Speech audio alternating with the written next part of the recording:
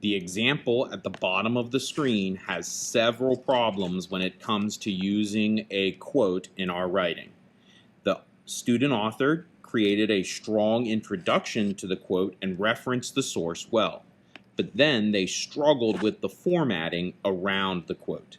And they made a lot of common errors, especially in the spacing around the punctuation and in the spacing at the end, as well as capitalization.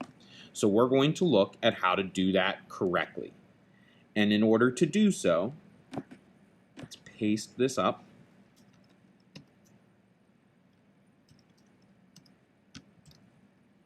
First, we're going to get rid of the space before the comma. So at the end of our verb, Heinz wrote, we put a comma, then we put a space, then we put the quotation mark, and then there should be no space. So I'm going to get rid of that space.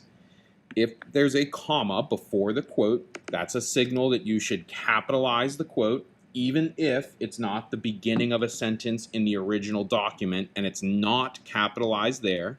You capitalize it here because it's the start of an independent phrase. Then we type in our quote just like they had.